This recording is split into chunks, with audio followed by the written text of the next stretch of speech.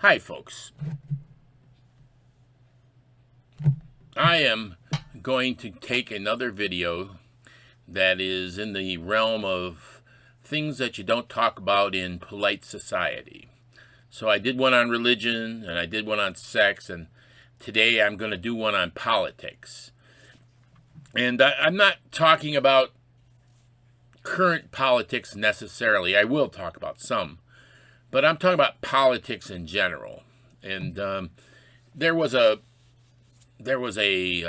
leader in Germany in the 1870s. His name was Bismarck. And his quote that's famous is that politics is the art of the possible. And I do believe that that's a very nice definition for politics. In politics exists within any group of people, whether it's a family group or a religion or a organization or a company or even the whole government of over a land. There is an ability by some people to manipulate other people to do their bidding and have their will dominate over others, and requires coalitions of people and ideas, but the technique of politics is a human talent that people have. Some people are more talented at it than others, and not all politics is democratic politics either. They're even nationally or even in families. Some families, they have the dad is the boss and everybody listens to the dad, or the mom is the boss and everybody listens to the mom. Or there's like a little the group of old ladies that get together and make all the big decisions. But there's not. But sometimes there is a democratic view of our purpose of politics. Now, what I'm looking at right now, though, is that there seems to be a disagreement within even nowadays about whether or not community is going to influence the political situations. Because I believe that a good community is best for the general welfare. And what we're seeing right now, and it's just maybe a worldwide phenomenon, but at least it's like in the Western world right now, is that the sense of community is deteriorating right now. The people don't trust each other. There's rifts that are occurring, and there's many people in I know in my country who do not trust the government, do not trust fellow citizens, And some of those rifts that are occurring right now are occurring along, gender lines and racial lines and religious lines and so forth. And the concept of community within the United States is not what it used to be, which is kind of a shame, because I think you have to have a good community where people have a shared value for there to be the best general welfare.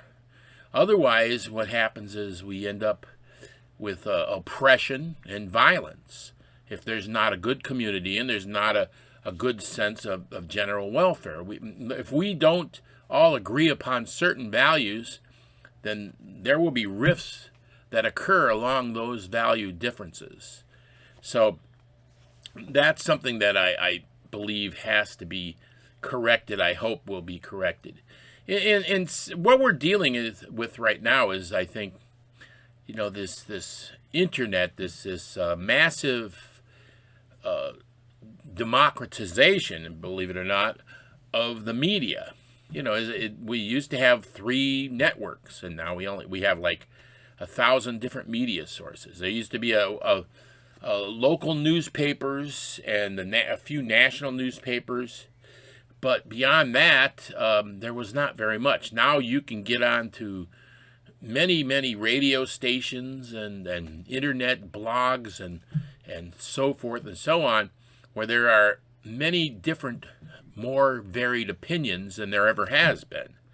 So what's happening is that nobody really knows who to trust anymore. There's not as much trust that exists nationally or internationally right now. So this may be something that we'll have to come to grips with. I think we will come to grips with.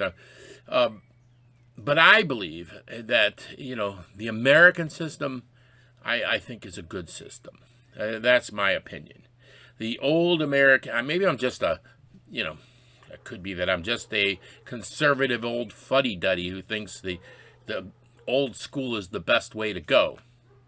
But anyway, that I could be wrong.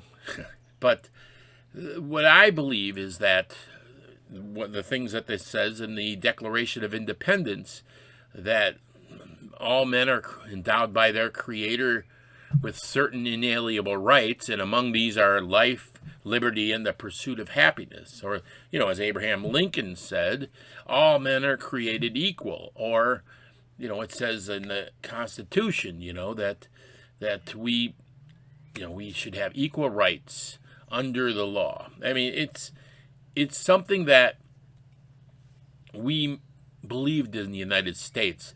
But let me also point out that democracy is not the only type of government, the only system of government that people follow. It's not.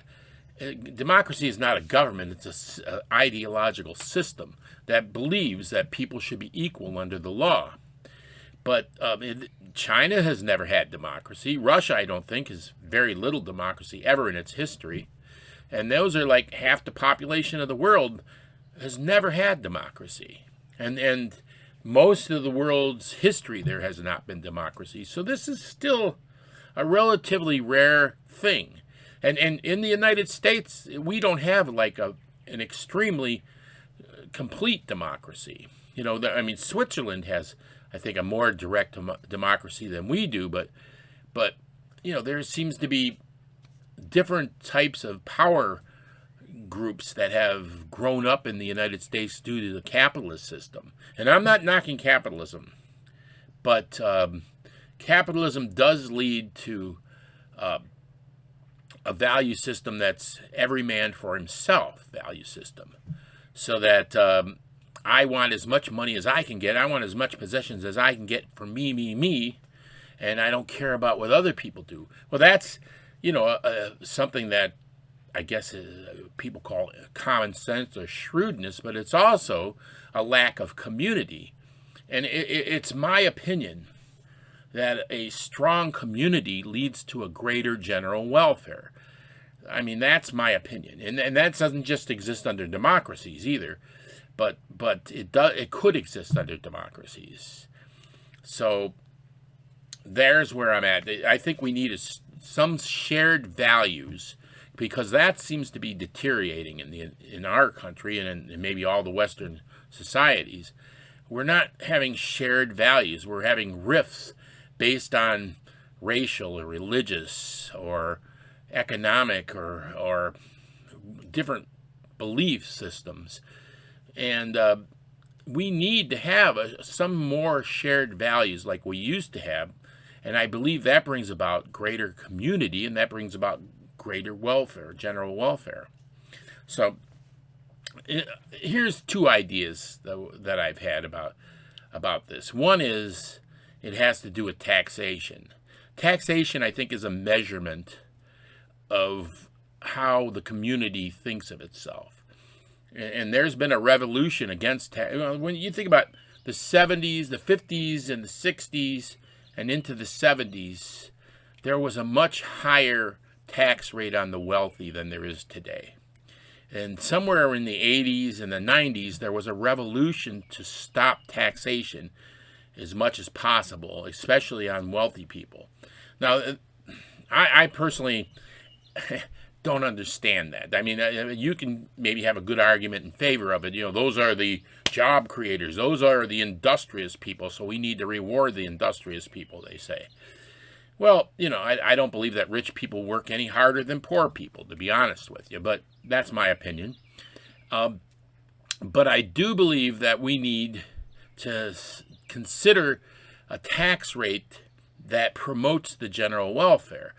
And there's a lot of ins and outs in taxes, which is very complicated. How much money do we tax what classes of people? And, because if you overtax businesses, they run off somewhere else because they don't want to pay the taxes. But if you undertax them, then the infrastructure of the country deteriorates. And then, if you give away too many goodies, then people lose their will to work. There's all that involved.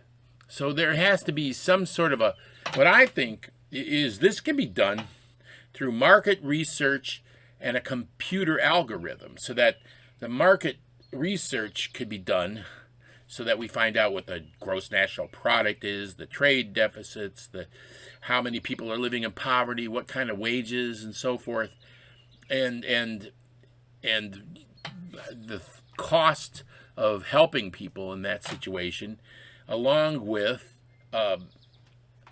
what taxation we should have to go along with it. The taxes need to go up sometimes, they need to go down sometimes. There could be a computer algorithm that could determine that kind of thing. I know it sounds complicated, but we have great giant computers that can do all sorts of things nowadays.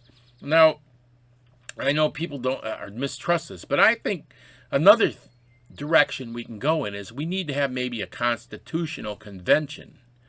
We've had very few changes in the Constitution lately. Here early on we did this, we tweaked it here, we tweaked it there, but less and less and less because we're in such gridlock now. Maybe a constitutional convention could come, and what I propose is something where we can have more direct democracy. This is a little bit radical, but the elected officials nowadays actually go and vote in the laws and so forth. And what we could have instead is have the elected officials primarily be a debating club of sorts. Have it televised on the televisions and the internet and everywhere else.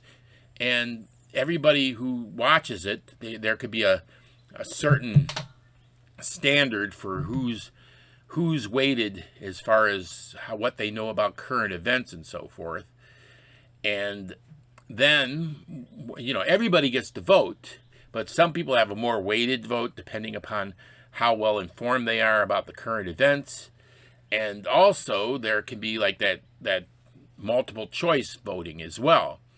And the computers could figure this out, so that what essentially would happen is the legislature, the people that we elect in the legislature, who are the best debaters and thinkers about the current events, would develop a bill that might be potentially voted in, and then it would be put before the entire population of the country, and everybody would vote.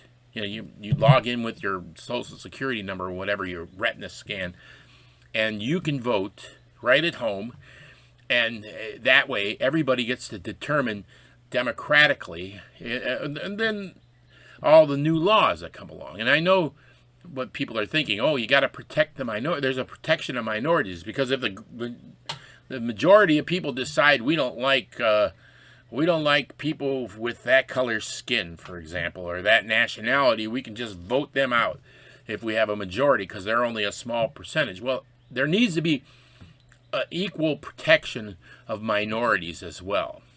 We need to protect people like that. But on the other hand, issues like how much of what they're arguing now, the infrastructure bill, we could have several, like 3 chunks of the infrastructure bill be presented, and then everybody in the country could vote on it and decide whether or not this should be something that was passed or not. And a lot of times things are not, they're weighted by the